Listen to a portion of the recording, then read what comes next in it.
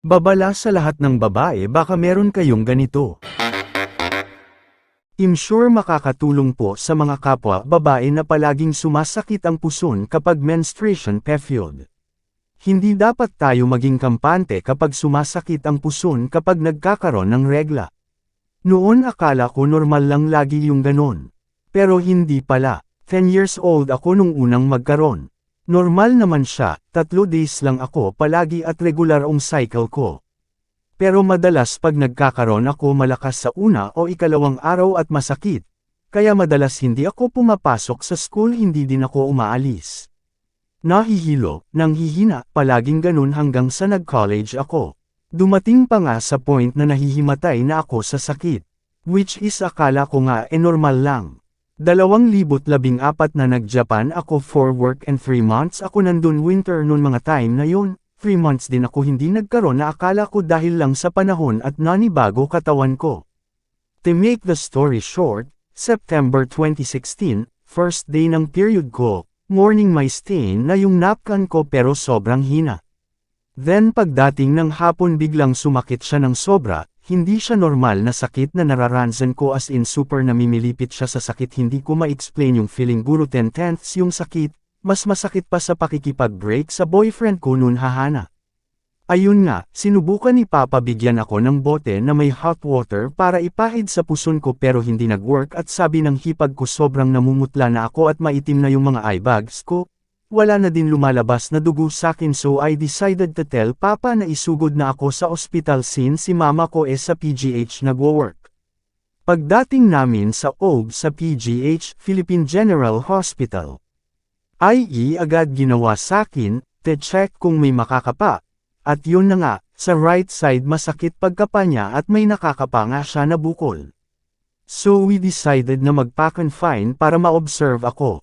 That time masakit siya pero wala na kong dugo. Kinabukasan pa ko naka-schedule for Trans-V or ultrasound na pinapasok SVGen at kinabukasan, nun chin-i-check na ko, may nakita sa right side ng ovary ko na bukol.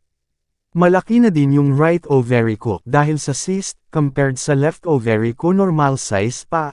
Gumuhumundo ko nun at kung ano-ano iniisip ko na baka may cancer na ko or ano, kaya wala akong pagod manalangin na sana hindi C4 and #Raus yung cyst ko.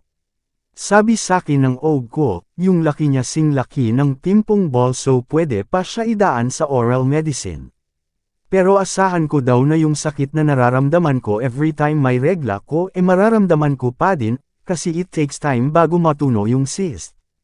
Sabi ni Doktora, swerte ko daw kasi symptomatic ako. Nararamdaman ko daw lahat ng symptoms, yung iba daw kasi walang ganyang feeling pero magugulat na lang isang araw sa sakit ng sobra at pagka-check sobrang laki na pala ng cyst. Kaya dapat talaga regular ang pagpunta sa OB, tandaan hindi lang para sa buntis, o nagbubuntis ang pagpapacheck sa OB. So dun kami sa second option na makakasigurado na hindi na ko mahihirapan pa. So we decided na magpa-opera na. Hindi siya open surgery, since maliit pa siya at maaagapan pa. Laparoscopy yung procedure na ginawa sakin, binutasan lang yung right and left puson ko na dun yung may camera at may pangkot, pinadaan sa pusod ko yung cyst. Pinili namin yung procedure na yan kasi sabi ni Doc Mad Hugo daw masyado kapag open surgery. Ska eto mas madali mag-heal siya since paakay na ko uli ng barko in 1 month nung time na yan. Tama din naman yung desisyon namin na ipatanggal yung cyst para may biopsy siya at malaman kung malignant, C4 and #Raus, o benign, hindi C4 and #Raus. Thank God natanggal na siya at benign siya, wala din akong PCOS. Posible daw nadala ko si cyst since birth kasi may case ako na constipated ako mula baby. Hirap ako damumi hanggang sa nagdalaga ako, kahit natuto ako mag-exercise at mag-diet hirap pa din ako damumi kasi posible na natatamaan na yung daluyan ng dumi ko dahil sa nakaharang yung bukol cyst ko. Dermoid cyst siya, I-search niyo yung ibang itsura ng dermoid cyst sa Google, sabi ni Doc, tisay daw yung sakin. Dahil na din siguro sa healthy food palagi ang kinakain ko at regular exercise. Kasi yung ibang patient niya nakakatakot ang itsura ng cyst, may ipin pa nga at buhok talaga. May napanood din ako sa YouTube na nag-worst yung case niya na nabaliw siya dahil sa cyst na yan. Sa pagkakatanda ko, ang tawag dyan nila monster cyst. Dahil pag hindi naagapan nagkakaroon ng brain cells yung cyst, na umaabot sa utak ng tao kaya dumadating sa point na naghahalucinate na. Yun na ata nangyayari kapag malignant yung cyst. So ayun na nga, thank God, after 2 years of my operation, normal na yung mens ko ngayon plus wala na kong sakit sa puso na nararamdaman.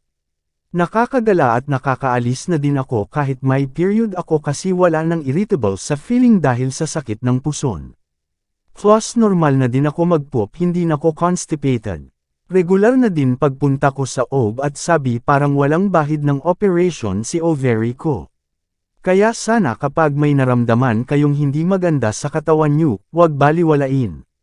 At lagi dapat sandata ang panalangin dahil iba pa din kapag Diyos ang kumilos sa atin. Salamat sa time nyo, sana makatulong to sa inyo at makadagdag ng konting kaalaman. Mr. Kasagpa here, don't forget to subscribe, maraming salamat.